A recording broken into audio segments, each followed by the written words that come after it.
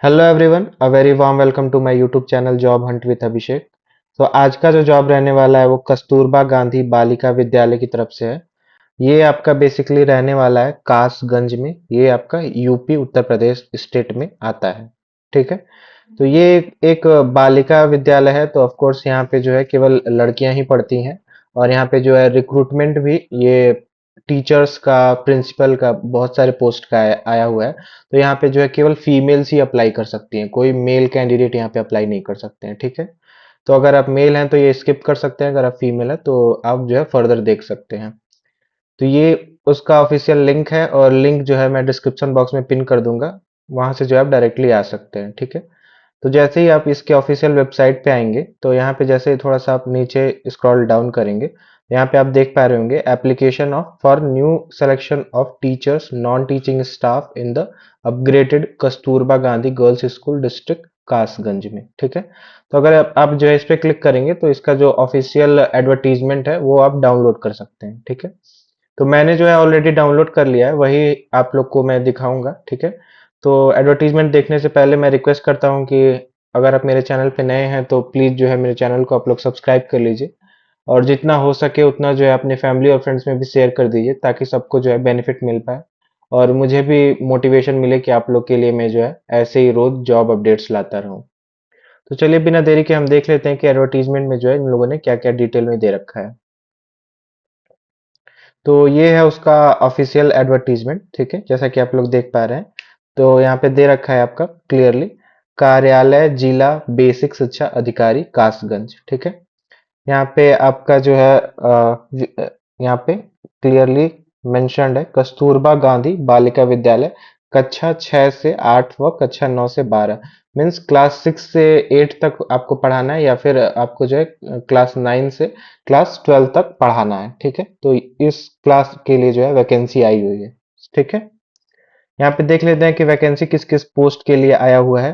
तो पहला अगर देखें हम, तो यहाँ पे जो है प्रधानाचार्य पोस्ट के लिए आया हुआ है, प्रिंसिपल पोस्ट के लिए। ठीक है।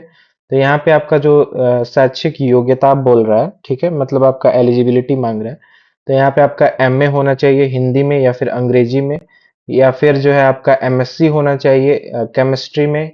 ठीक है, फिजिक्स में, सॉरी फिजिक्स में, केमिस्ट्री में, या फिर बायोलॉजी में, या फिर वनस्पति विज्ञान में, या फिर मैथमेटिक्स में, या फिर कंप्यूटर साइंस में, किसी में भी है आपका, किसी भी विद्यालय से, किसी भी यूनिवर्सिटी से। तो यहाँ पे जो है आप अप्लाई कर सकते हैं। ठीक है। यहाँ पे जो है आपका कक्षा 9 से 12 तक के कम से कम 9 वर्ष का, सॉरी 4 वर्ष का शिक्षण अनुभव हो।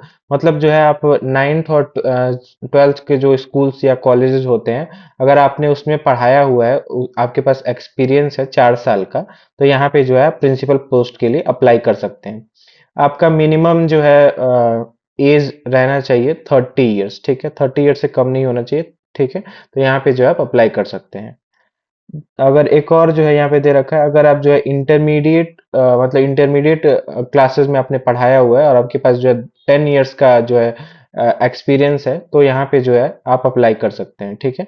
भले ही आप जो है आपका सेकेंड डिवीजन हो, मतलब सेकेंड डिवीजन आपने आपका जो है वो मतलब आपका बीएससी या फिर एमएससी में, आपका स्नातकोत्तर में बेसिकली, तो ये बीएससी ही बोल रहा है, सॉरी एमएससी बोल रहा है। तो यहाँ पे आपका जो है अगर आपने जो एमएससी या फिर आपका एमए में अगर सेकेंड डिवीजन है, तो यहाँ पे जो है आप 10 साल का अगर आपके पास एक्सपीरियंस है इंटरमीडिएट क्लास में आप पढ़ाने का, तो यहाँ पे आप इजिली अप्लाई कर सकते हैं। ठीक है। यहाँ पे अगर आपका देखें तो टोटल आपको पर मंथ दिया जाएगा 30,000। ठीक है। 30,000 आपको पर मंथ दिया जाएगा, 30,000। यहाँ पे वैकेंसी जो है अनरिजर्व कैटेगरी के लिए एक है, और एक जो है एससी कैंडिडेट के लिए, मतलब टोटल 2 वैकेंसीज यहाँ पे प्रिंसिपल पोस्ट के लिए अवेलेबल है। ठीक है। यहाँ पे एक और भी दे रखा है, विज्ञान में प्रशिक्षित स्नातकोत्तर डिप्लोमाधारी प्रतिबंध यह है कि उसने यह डिप्लोमा पाठ्यक्रम प्रथम या द्वितीय श्रेणी उत्तीर्ण किया हो। मतलब आपके पास अगर जो है आपने, आपके पास डिप्लोमा डिग्री है, सेकेंड या डिवीजन, सेकेंड या फर्स्ट डिवीजन आपने जो है उसमें पाया है, और आपका जो है यहाँ पे डिप्लोमा डिग्री है, तो भी आप यहाँ पे आप जो है विज्ञान सब्जेक्ट में, मतलब साइंस सब्जेक्ट में आपका, तो यहाँ पे जो है आप इजिली अप्लाई कर सकते हैं। ठीक है। अगर हम सेकंड देखें तो यहाँ पे पीजीटी हिंदी की तरफ से आया हुआ है। यहाँ पे अगर आप हिंदी में जो है आपने एमए वगैरह किया है या फिर बीए वगैरह, तो यहाँ पे जो है आप इजीली अप्लाई कर सकते हैं। देखिए यहाँ पे हिंदी एमए में आपका होना चाहिए तथा संस्कृत भी होना चाहिए के साथ बीए। आपने जो है बीए में संस्कृत लिया था और हिंदी एमए में लिया था, तो यहाँ पे जो है आप अप्लाई कर सकते हैं, ठीक है। अथवा शास्त्रीय परीक्षा राजकीय संस्कृत कॉलेज वाराणसी से आपने किया है, तो यहाँ पे जो है आप इजीली अप्लाई कर सकते हैं। आपका पर मंथ रहने वाला है 22,000 सैलरी, ठीक है। यहाँ पे भी अगेन अनरिजर्व कैटेगरी के लिए एक है और एक जो है एससी कैंडिडेट के लिए। टोटल यहाँ पे 2 पोस्ट अवेलेबल है। थर्ड अगर हम देखें तो पीजीटी इंग्लिश के लिए, अगर आपके पास जो है पोस्ट ग्रेजुएशन आपने किया है इंग्लिश में, तो यहाँ पे जो है आप अप्लाई कर सकते हैं, ठीक है। या फिर आपके पास डिप्लोमा का भी डिग्री है, तो भी यहाँ पे जो है आप अप्लाई कर सकते हैं। अगेन यहाँ पे भी सेम ही रहने वाला है आपका 22,000, और एससी कैंडिडेट के लिए और अनरिजर्व कैंडिडेट के लिए 2 सीट्स अवेलेबल हैं। पीजीटी मैथ्स के लिए भी यहाँ पे अवेलेबल है, गणित सब्जेक्ट के लिए। यहाँ पे अगर आपने जो है एमए किया है अथवा एमएससी किया है गणित में, मतलब मैथ्स में, तो यहाँ पे जो है अप्लाई कर सकते हैं। गणित में त्रिवर्षीय पाठ्यक्रम सहित बीए ऑनर्स या फिर बीएससी ऑनर्स आपने किया है, तो भी यहाँ पे आप एलिजिबल हैं। मतलब आपने जो है केवल वो बीएससी किया है, तो भी यहाँ पे आप एलिजिबल हैं, ठीक है। 22,000 यहाँ पे आपका अगेन रहने वाला है, और एक सब्जेक्ट, एक जो है अनरिजर्व के लिए और एक जो है एससी कैंडिडेट के लिए, यहाँ पे टोटल 2 वैकेंसीज यहाँ पे भी अवेलेबल है, ठीक है। नेक्स्ट अगर हम देखें तो फिफ्थ वाला यहाँ पे पीजीटी जीव विज्ञान, मतलब आपका जो है बायोलॉजी के लिए यहाँ पे है। बायोलॉजी में अगर देखें तो वनस्पति विज्ञान या फिर जंतु विज्ञान में आपका आपने एमएससी किया है, तो यहाँ पे जो है आप एलिजिबल है, ठीक है। या फिर आपने जो है कृषि विषय में, मतलब एग्रीकल्चर रिलेटेड आपने किया है, तो भी यहाँ पे जो है आप एलिजिबल है, ठीक है। उसमें एमएससी या फिर बीएससी आपने किया है, ठीक है। या फिर आपने जो कृषि विषय जंतु विज्ञान के साथ एमएससी बीएससी के में वनस्पति विज्ञान अगर आपने किया है, तो भी यहाँ पे आप एलिजिबल हैं। यहाँ पे आपका पर मंथ 22,000 रहने वाला है। सेम आपका अनरिजर्व के लिए और एससी कैंडिडेट के लिए 2 पोस्ट अवेलेबल हैं, ठीक है। या फिर अगर आपने जो है इसी यहाँ पे पीजीटी जीव विज्ञान के लिए, पीजीटी बायोलॉजी जो है आपका जूलॉजी बेसिकली, तो यहाँ पे जो है आपका यूजीसी द्वारा मान्यता प्राप्त विश्वविद्यालय अपने डिग्री कॉलेज में एमएससी अपने किया लाइफ साइंस सब्जेक्ट में। लाइफ साइंस में तो देखिए बहुत आ जाते हैं, जैसे कि बायोटेक्नोलॉजी हो गया आपका, बायोकेमिस्ट्री हो गया आपका, ठीक है। तो किसी में भी अगर आपने किया है बायोकेमिस्ट्री या फिर माइक्रोबायोलॉजी, ठीक है, तो किसी सब्जेक्ट में आपने किया है, तो यहाँ पे जो आप एलिजिबल है, ठीक है। या फिर आपके पास जो है किसी विद्यालय किसी डिग्री में शिक्षा विभाग उत्तर प्रदेश द्वारा आयोजित जीव विज्ञान स्नातकोत्तर डिप्लोमा में, डिप्लोमा भी आपके पास है अगर, तो यहाँ पे जो है आप एलिजिबल है इस पोस्ट के लिए, ठीक है। सिक्स्थ अगर देखें तो यहाँ पे जो है आपका पीजीटी रसायन विज्ञान के लिए, मतलब केमिकल साइंस के लिए, केमिस्ट्री के लिए बेसिकली। तो रसायन विज्ञान में आपका जो है एमएससी आपने किया है, तो यहाँ पे जो है आप एलिजिबल हैं, ठीक है। रसायन विज्ञान में त्रिवर्षीय पाठ्यक्रम के साथ बीएससी ऑनर्स है आपका, मतलब जो आपने बीएससी ऑनर्स किया हुआ है रसायन विज्ञान में, तो भी यहाँ पे आप एलिजिबल है। या फिर आपने जो है यूजीसी द्वारा मान्यता प्राप्त किसी विश्वविद्यालय डिग्री कॉलेज में स्नातकोत्तर बायोकेमिस्ट्री भी आपने अगर पढ़ा है किसी यूनिवर्सिटी से, तो यहाँ पे जो है एलिजिबल है, ठीक है।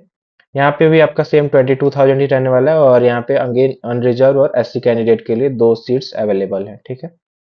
पीजीटी भौतिक विज्ञान, मतलब फिजिकल साइंस, फिजिक्स के लिए बेसिकली, ठीक है। अगेन आपका एमएससी रहना चाहिए फिजिक्स में, ठीक है। किसी भी विश्वविद्यालय से, किसी भी यूनिवर्सिटी से या फिर डिग्री कॉलेज से, तो यहाँ पे आप एलिजिबल हैं। सेम आपका पेमेंट रहने वाला है 22,000, और अनरिजर्व के लिए एक है और एक एससी के लिए, टोटल 2 सीट्स अवेलेबल है। एट्थ अगर हम बात करें कंप्यूटर साइंस के लिए, तो यहाँ पे आपने अगर एमटेक किया है कंप्यूटर साइंस में या फिर आपने जो है बीई बीटेक किया है कंप्यूटर साइंस में, ठीक है, किसी भी यूनिवर्सिटी से, तो यहाँ पे आप एलिजिबल हैं। या फिर जो है आपने एमसीए किया है, एमसीए किया है, मतलब आपने मास्टर्स इन कंप्यूटर एप्लीकेशन, ठीक है, तो यहाँ पे जो है आप एलिजिबल हैं, ठीक है। आपने जो है या फिर स्नातकोत्तर डिग्री के साथ पीजी डिप्लोमा अगर आपने किया है, तो भी यहाँ पे आप एलिजिबल हैं, ठीक है। अगेन आपका 22,000 रहने वाला है, और एक सीट्स जो है अनरिजर्व के लिए, एक जो है एससी कैंडिडेट के लिए, टोटल 2 सीट्स अवेलेबल हैं, ठीक है। यहाँ पे बहुत सारा डिटेल में दे रखा है, जैसे आपने बीसीए बीएससी किया है, और आपने जो है उसके साथ जो है कौन से consisting of at least 1/3 of science course किसी मान्यता प्राप्त विश्वविद्यालय से किया है, तो यहाँ पे जो है आप एलिजिबल हैं, ठीक है। या फिर आपने जो है ए लेवल, ओ लेवल बेसिकली आपने किया है किसी भी department of electronics and accreditation of computer course है, तो यहाँ पे जो है आप एलिजिबल है। ठीक है। नाइन्थ अगर हम देखें तो लैब असिस्टेंट का पोस्ट है। यहाँ पे जो आप अगर आपने हाई स्कूल विज्ञान वर्ग में मतलब साइंस सब्जेक्ट से किया है, साथ में आपका जो है लाइब्रेरी का जो है आपके पास एक डिप्लोमा होना चाहिए लेबोरेटरी तकनीक का। ठीक है, लेबोरेटरी टेक्नीशियन का एक डिप्लोमा का सर्टिफिकेट आता है। अगर आपके पास वो है तो यहाँ पे जो है आप एलिजिबल हैं। ठीक है। या फिर आपके पास जो है मान्यता प्राप्त बोर्ड से इंटरमीडिएट विज्ञान वर्ग के साथ, मतलब अगर आपने जो है साइंस में ही आपने इंटरमीडिएट किया हुआ है, ठीक है, ट्वेल्थ मतलब, तो भी यहाँ पे आप एलिजिबल हैं। और आपका लेवल ऑफ पेमेंट यहाँ पे 7,147 रहने वाला है पर मंथ। यहाँ पे जो है 3 सीट्स ऑन रिजर्व कैटेगरी के लिए, 2 सीट्स आपका जो है वो एससी कैंडिडेट के लिए, और 1 सीट्स यहाँ पे बेसिकली एक मतलब यहाँ पे अभी तक केवल एससी और ऑन रिजर्व के लिए था, यहाँ पे जो है एक ओबीसी के लिए भी अवेलेबल है। ठीक है, यहाँ पे अगर आप देख पा रहे होंगे तो।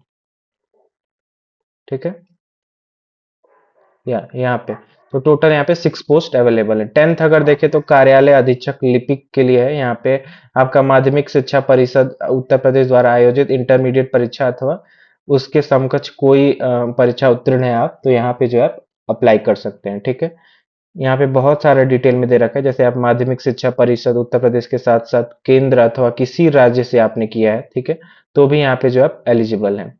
यहाँ पे आपका 12,430 रुपीज रहने वाला है। 1 सीट्स अनरिजर्व के लिए, एक जो है अगेन एससी कैंडिडेट के लिए, टोटल 2 सीट्स अवेलेबल हैं।